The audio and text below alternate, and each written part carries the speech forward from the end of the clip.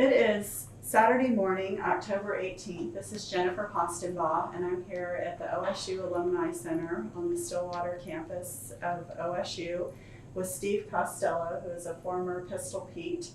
And we have a number of questions that we're going to be asking this morning, and I really appreciate your willingness to participate in the interview. So, do you remember when you first saw the Pistol Pete mascot? It must have been the first football game or the week on campus. You know, I started school here in '63, so Okay. It must have been then. Okay, and what was sort of your reaction to the mascot? I don't remember what my reaction to, but I imagine it was just like all the other rest of the students. Enthusiastic about the football game and glad to see someone else on the field, and everything went just like out.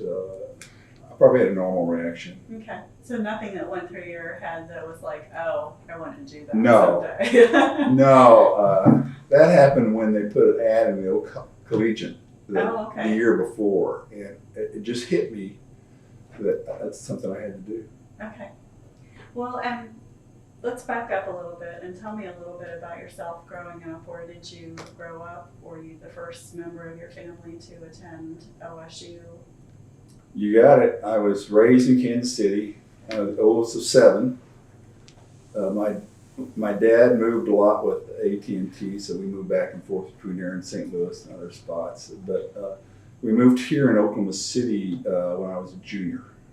And all I can remember is I wanted to be in engineering, and my dad said, well, you have to go to OSU. And I don't know why. He said, because he had the best engineering school, I guess. He said, OU has only got landmen. And so there was no decision in the family. It was, just you go to OSU. My parents made the decision for me. That's kind of interesting. Yeah. I didn't even come to campus. I had no idea what it looked like. Oh, okay. And my mother was a chemist, so I decided to be a chemical engineer. That was about the extent of my training, So did you stick with that major throughout college? I stuck with it until the end of my junior year, and a professor told me he wasn't going to graduate me. So then what did you do? I moved to industrial engineering, and really it fit me better. So I spent 1 year, my whole senior year, getting industrial engineering out of the way, and all the subjects, because I had everything else. And then I went to work for DuPont for 4 years, and they sent me back here to get my master's, and I begged and pleaded on my knees to get in because I didn't have the grades. And the professor went to bat for me and let me in, and I came out a year and a half later with a master's. Okay. So it's probably a lot easier going back for the master's degree and not having the competition for your time with the Pistol Pete activities. Yeah, it was the time of my life. It was a good year. I mean, I had an office on campus, and I'd get to work at 7, and I would work until 3:30, and then I'd go play tennis, and that was it. What a life, huh? Yeah. Studying between working, I was a constant study between 7 and 3:30. So, well, back to your undergraduate days, besides your involvement as Pistol Pete, which we'll go into in a lot more depth, what other kinds of activities were you involved in? Not much. So, let's see. Fraternity activities, Phi Kappa Tau. My wife was in the student senate. She was in a lot of things she used to drag me into, but I didn't get involved in a whole lot.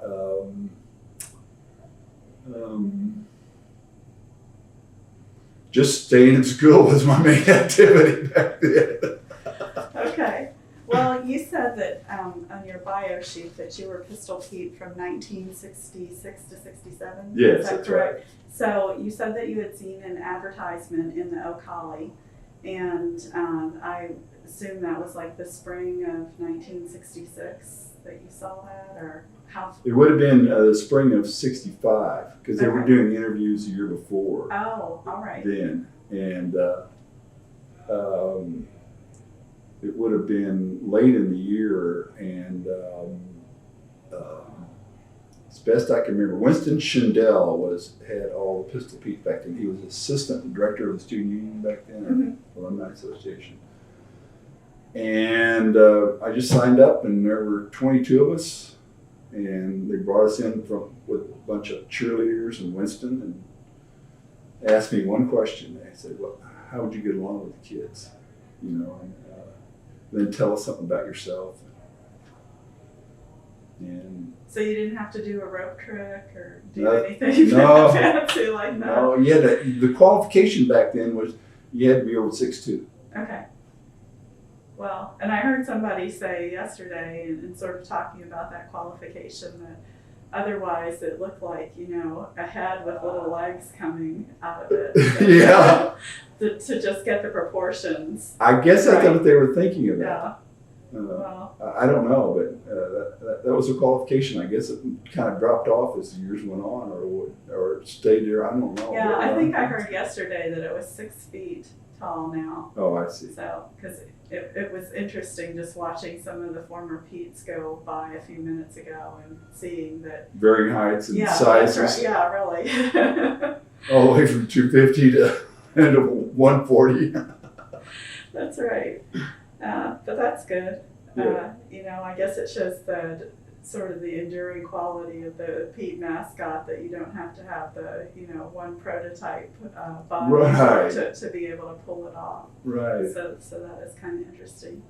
So the only one I haven't seen is the black Pistol Pete yet, but we had has there been a black one yet? I don't know. I was wondering that yesterday when I attended the Black Alumni event. I saw an Hawaiian or Indian or something. I don't remember his name, but Okay. he was definitely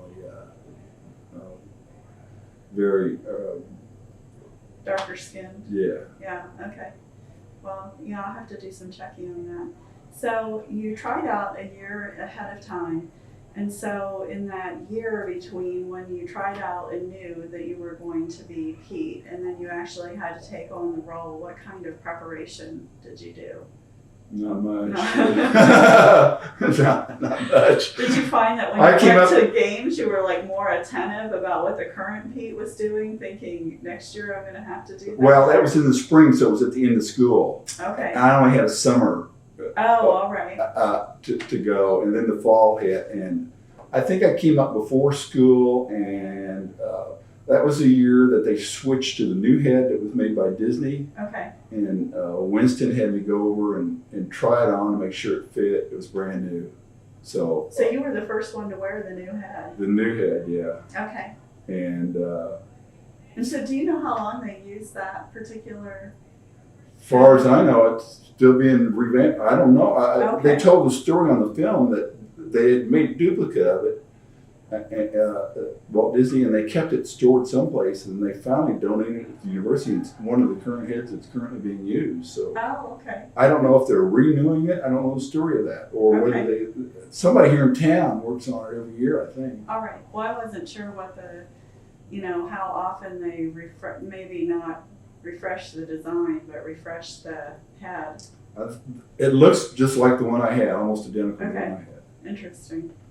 So, did you receive any kind of compensation for being Pete?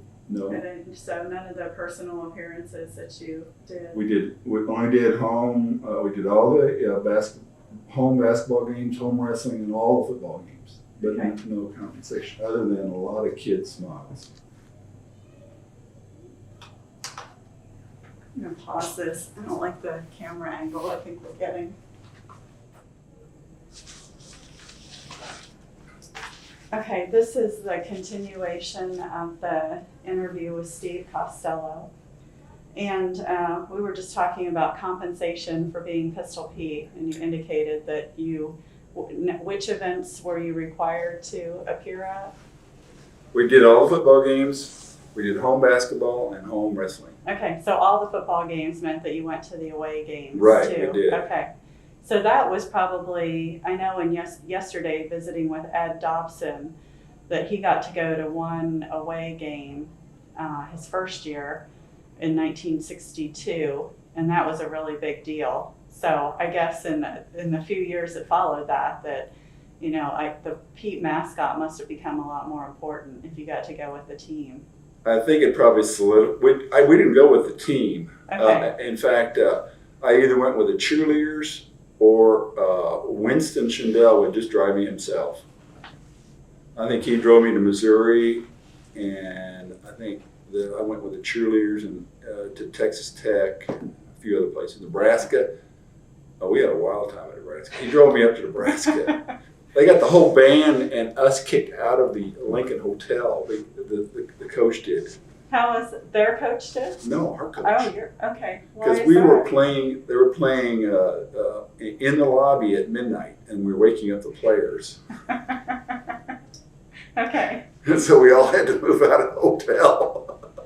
So while you were in the role of Pete, did you get any additional training? Like I know now, when you're selected as Pete, that you go to cheerleader camp with the cheerleaders, and there's a special like mascot training that they go to. No, we didn't. No, nothing like that. No, I think Winston was just there to make sure I didn't get in too much trouble. So did he have his hands full? A couple times. No, not really. I mean, I've got some stories, but you know, I was playing around with the Missouri mascot when we were in Missouri, and I slipped and fell on the field when I was spinning the tiger around on the tail. You know, Uh-huh. I understand you can't touch them now. Okay. There's something about it. A rule, yeah. And the whole stadium just erupted in joy because we were beating Missouri, but they started throwing oranges at me, so they had to escort me off with the police to get me off the field. So would you say that was one of your most embarrassing moments as Pete, or? That was probably Like the up most there. embarrassing. Yes, when you have 50,000 people clap that you're down on your behind, you know. That's I guess something that you can laugh about now, right? Yeah. Yeah. Oh, It was good. that's funny.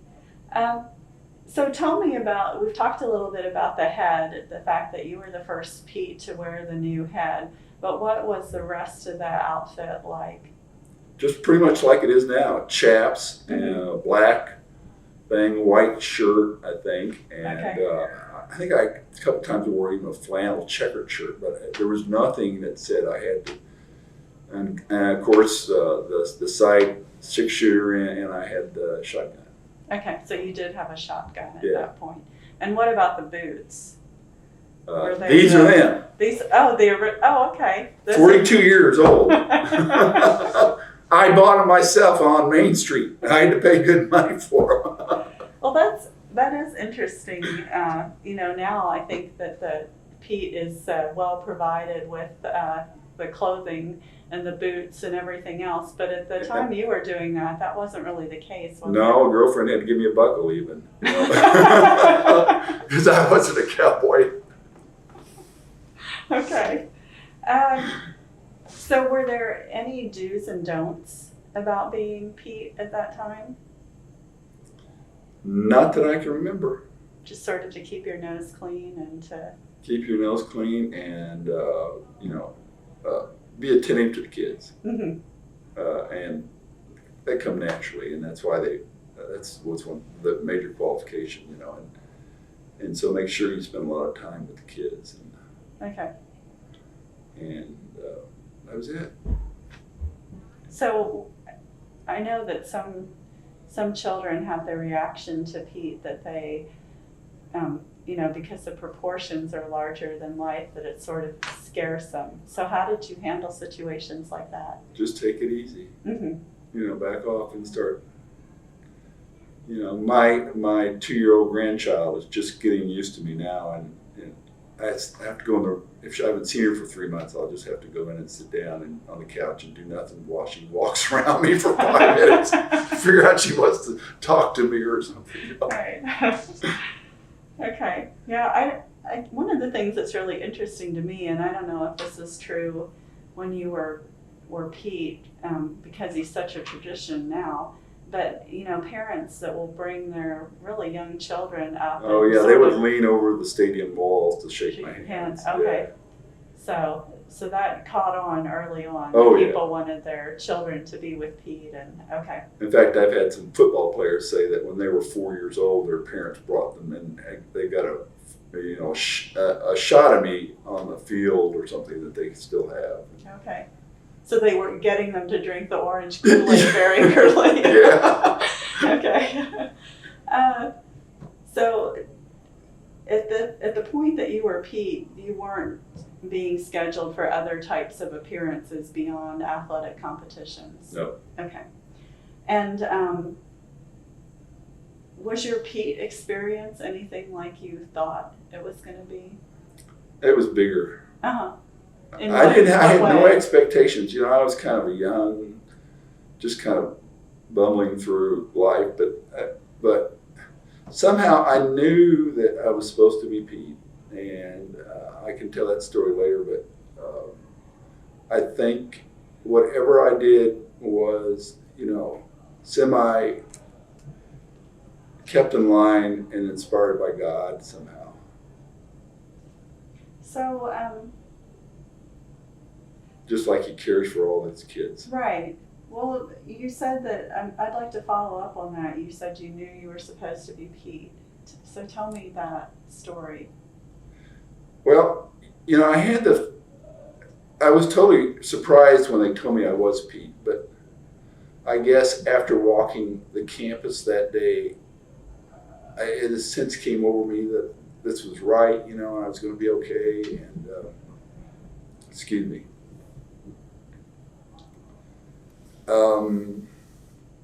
Can we get back to that in a minute? Sure. I think that must have been a very powerful experience.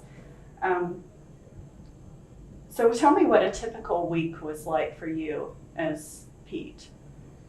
It was just go to school. Friday nights, I'd even shoot my guns off outside the fraternity house. And then to go to game day and have fun and do my thing. And then afterwards, put everything away and go back and meet my parents or friends. And, it was just pretty much normal except for the game day or game night experiences. So what was your family's reaction to your selection as Pete? Oh, I think they were excited and proud, but with 7 kids, when I went to school, I had a brother that was 1 year old and still in the high chair. So okay. So their attention was really not, you weren't the sole focus of their attention. No, I was Pete. I had a 3-year-old brother. Okay. So they were here occasionally. Uh-huh. But I'm sure they were proud. Uh-huh. And what about your fraternity brothers? I think it was nice for them to have that acknowledgement. In fact, I went back to, I didn't have a place to stay this weekend, and for the first time in 15 years, I walked to fraternity and said, "Do you have an extra bed?" Yeah, and they had no idea that they had a member that was Pistol Pete. So. Oh, okay. Well, I was going to ask you if you were the first one from that fraternity, and maybe the only one. Maybe the only one, yeah. Okay. That I know. Yeah. Well, I think one of the things that's been interesting probably in the last 10 years or so, because Lance Millis had done a lot of work to sort of research the history of our Pistol Petes, but I think we're now starting to get a real handle on who the Petes were and what their student involvement was, and that I don't know, I think it'll have an interesting impact for some of these houses when they realize, oh, we've had, we had 1 or we've had 5 guys that have been Pete or yeah, whatever. I think there were 2 or 3 Sigma dudes I met the other night. Oh, okay. Right in a row almost. Like it was a done deal. Yeah, like that was one of the qualifications. Yeah. Well, was being Pistol Pete different for you than what you thought it was going to be? I had no expectation. My expectations were just to have fun with the kids, and to leave my mark as a Pistol Pete, and to think of some unusual things that would maybe happen on the field or not happen on the field that I could do. So what were some of those unusual things? I think, OU weekend. On Friday afternoon, I had a lab mate that was totally Indian. I mean, and he said he had a war bonnet down to his back, and we were doing, and I said, do you have a war bonnet? Why don't you dress up like the OU Indian? The OU Indian was back then was on the field. And so we dyed his long underwear red, and he came out with his, at halftime, we pulled the OU Indian off the field with an emergency call. The cheerleaders got him off the field, and my guy came on. And he led the OU team out through the field goals at halftime. And I shot him with both barrels. He dropped dead at the OU Indians, at the OU player, and they parted and ran around him. And the whole stadium went dead for about 5 seconds till they figured out it was a hoax. So did you know what the real OU Indian did when he found out that he'd been hacked? No, he did not come over and talk to me after that. I don't even know how long they kept the OU Indian after that. But So are you aware of the Pistol Pete getting sort of pranked like that at OU? No, I haven't. I haven't heard any stories about pranks that are going on. They did that year. They came on a wrestling match and they broke into the room. I don't know how they found out where the head and gun were stored and stole the guns. Oh, they did. They stole my 6-shooter. I never got it back. The university never got it back. Wow. And we attributed it to OU students. Mm-hmm. Interesting. I hadn't heard that story before. I had heard about and maybe it was actually Frank Eaton's gun that it was in the context of, was in an exhibit at the student union and was stolen, and it still hasn't been recovered. Really? Yeah. So Someone and it break was a the glass? pistol. I'm not exactly sure how it happened, but that was a story that I heard, I don't know, about 8 or 9 years ago. Well, I had a real old 6-shooter. I don't know how old it was, but they had to replace it with a new one. Yeah, okay. So it sounds like you really, that balancing your peat and non-peat life wasn't maybe as difficult then as it might be now with the guys making like 300 and 400 appearances. It's got to be consuming, you know. Yeah. I know they got to have how they keep their grades up. I don't know. I've heard it's a real challenge. Probably is. So what was it like to step out on the field for the first time as Pete? It was amazing. I mean, you know, just having the privilege of being on the field and seeing all the people in the stadium and having them react to you, the children, and everything else. It was really, really hot for the first 5 games, and you were drenched, and you were thankful in November that you had to head on when it was really cold. Well, did it really? I would imagine that viewing everything through that head must have been taken some getting used to. Yeah, you really had to spend some time getting used to it because you didn't want to trip over things, and you had to learn how to look through the head and how to deal with your gun. You couldn't see where your gun was. You couldn't see how to load your shotgun. All that had to be done by feel. Okay. So you just had to take it slow. But you could see the stadium really well and, you know, who was in front of you. Okay. So except for maybe the muffled sound, you know, viewing what was going on wasn't that big of a deal. No, it wasn't at all. Okay. At which sporting events did you enjoy portraying Pete the most? Oh, it's got to be the football games. Okay. Because you got, 40,000 back then or 35,000 and big times. But back then, Bedlam OU wrestling matches, I haven't been to one up here in a while, but they were the loudest and they were the hardest to get a ticket for back then. Huh. Because you couldn't get another soul in Gallagher Arena for OSU match. And there were 2 of them, I think, a year. And that had to be probably the loudest and most intense experience as a Pistol Pete. I think one of the things that's really interesting about our mascot is the fact that he was modeled after a real person. Were there characteristics that you knew about Frank Eaton having that you tried to portray as Pistol Pete? I really didn't know a whole lot about his life until I began to read his history, which was 2 years afterwards.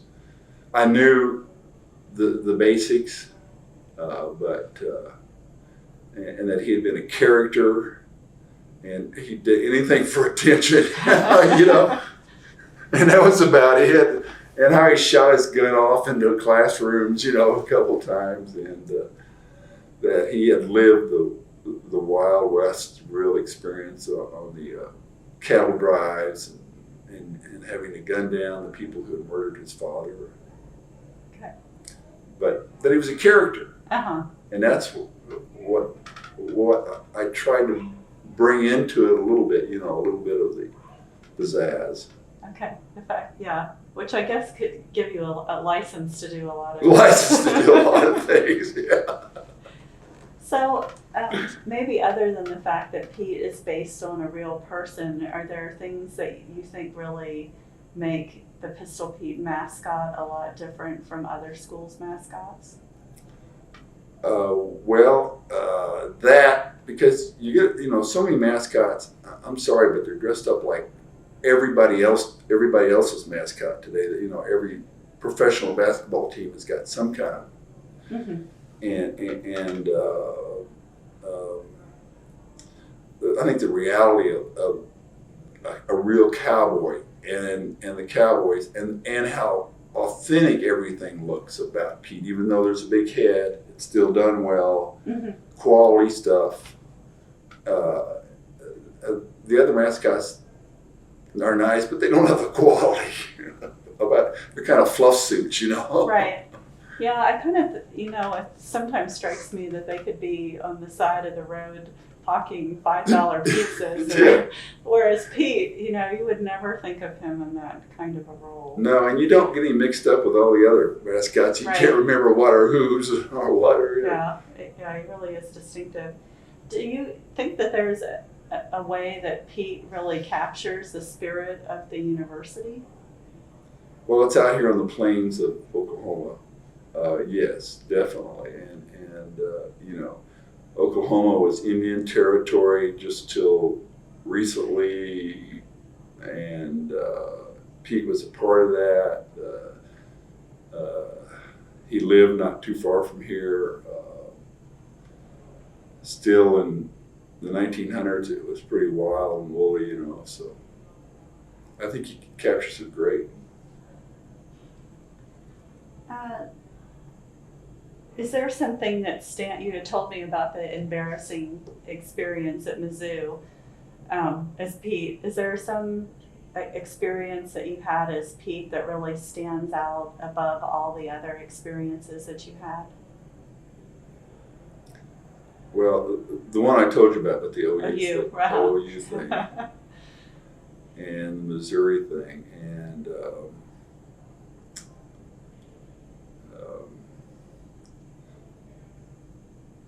a few of the instances I don't want to talk about. Okay. Or we had to go to the front of the dean and get our IDs back. All the cheerleaders and myself. After we got back on campus from the Texas Tech game, I thought we were going to get thrown out of school, but there were so many of us, he couldn't throw us all out. So it really wasn't that bad. The police picked us up in a convertible. Texas Tech cheerleaders got in just as much trouble as we did. So okay, so you were in good company. Huh? We were in good company.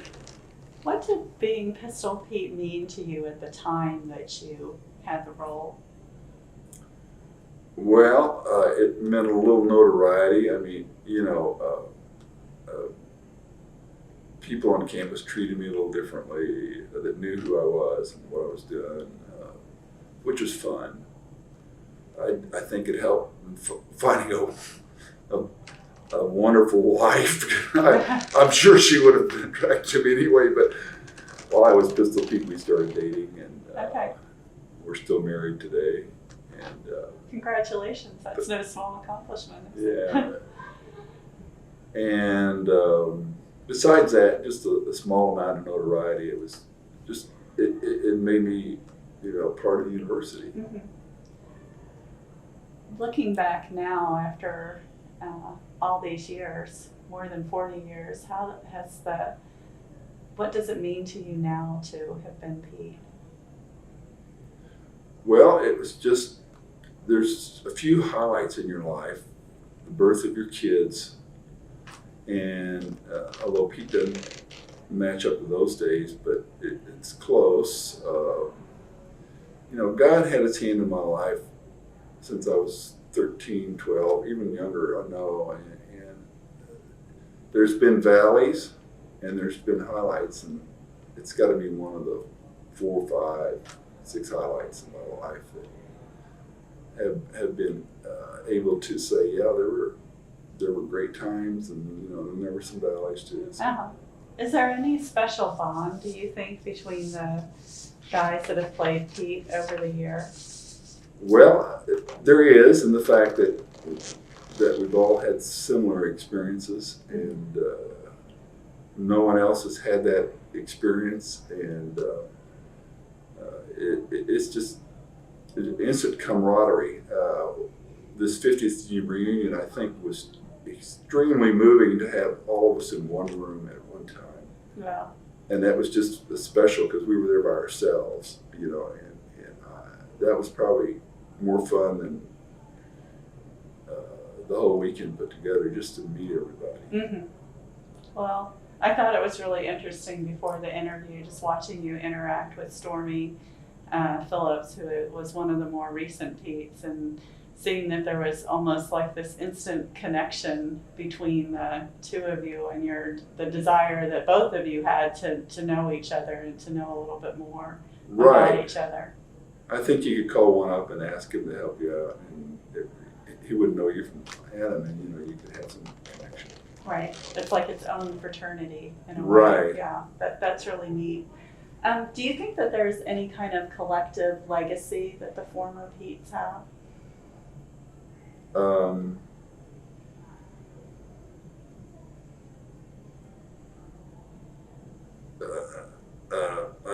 A small fraternity. We're almost the size of a small fraternity right now. You are. We got really. 60 or 70 of us now, and the ability to get back here on the campus, and to one of the things I think all of us enjoyed the most was before they renovated the field, was the ability to go on the field on homecoming, and they would allow us to put the head on, and we would go out, and nobody knew who it was. Mm-hmm. So that was always a highlight. There would always only be about 12 or 13 of us, so we'd all have a chance to go out in the field and relive it again every 3 or 4 years. That's pretty neat. Yeah. Get that rush again. Yeah. What kind of reactions do people have when they find out that you were a Pistol Pete? Well, OSU alumni have a nice reaction. Uh-huh. The others don't care. Okay. But it's I don't try to talk about it a whole lot with the people when they do find out. They always have some questions. Uh-huh. Just, oh, that's great, Yeah. So generally a positive Yeah. reaction. Was there like a lasting influence in your life, or something that you learned through being Pistol Pete that you could talk about?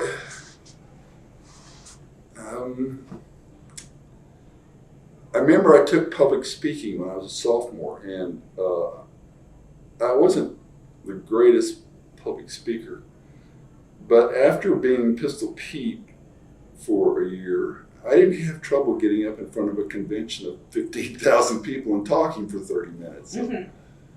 Did I answer that question the way you wanted it? Well, I think that I wasn't looking for anything in particular. I think that's an excellent example. It gave me an ability to meet and greet people. And to feel confident. And to feel confident Yeah. wherever I was. Right. Well, And to get out of any situation I could get myself into in front of a large crowd. those are important skills to have.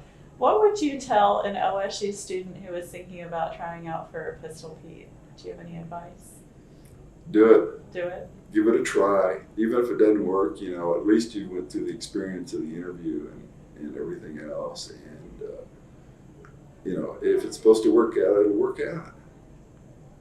Have you participated in any of the selection panels for the Pete's? No, I haven't. Okay. And I probably would, that would be fun to do, but I haven't. Yeah, I think it's a relatively recent phenomenon from my understanding. So I'm assuming that if you had it to do all over again, that you would try out all over again. Oh, yeah. Pistol Pete. Yeah. Without a doubt. Without a doubt. Is there anything else about the Pete experience that you wish that I'd asked you about, or that you want to talk about? Well, I impressed my to-be wife's parents one basketball game when she brought them to see me. Uh-huh. And I played basketball in high school, and making a shot from half court wasn't unusual. We messed around before and after practice a lot, so I had some experience, but you couldn't throw it with the head this way. So I just threw it over my back from half court and it went in while our parents were there. So that impressed them. I don't know about the rest of the crowd. I don't remember what all of it. They were probably thinking, if he can do that, what else can he do? That was my only thing that I can remember.